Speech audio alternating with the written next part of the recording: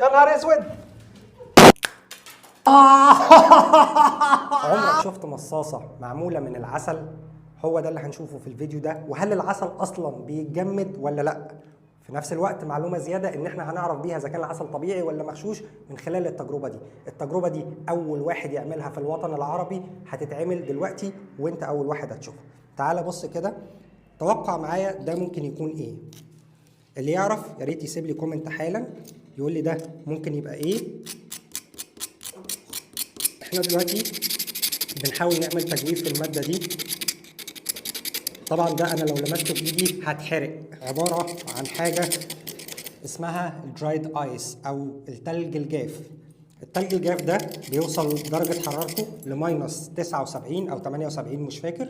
في نفس الوقت قادر على تجميد اي شيء يتحط جواه. التجربة دي هنحاول نشوف اذا كنا هنقدر نحول العسل بيها لمصاصة في خلال 30 ثانية ولا لا. ودلوقتي معايا 3 انواع عسل، عملنا تجويف جوه المادة بتاعة الدرايد ايس. معايا عسل موالح، عسل شمر، وعسل سدر.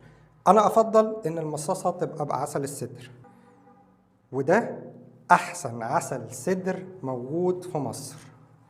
نقول كده بسم الله اهو. حلو قوي كده.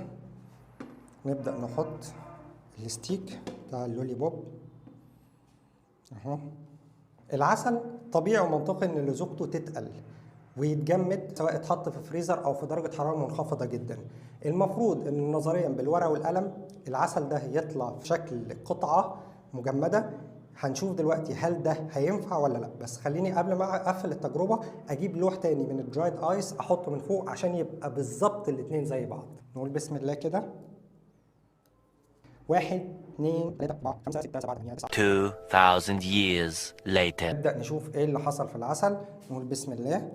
نشيل البلوكة الأولى. طبعا في تبخير كبير قوي بيحصل.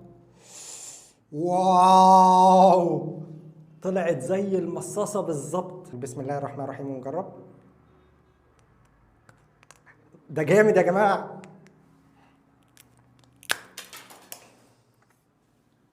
يا نهار أبيض، نفس المصاصة بالظبط بس طعم صدر بس. واو واو واو واو.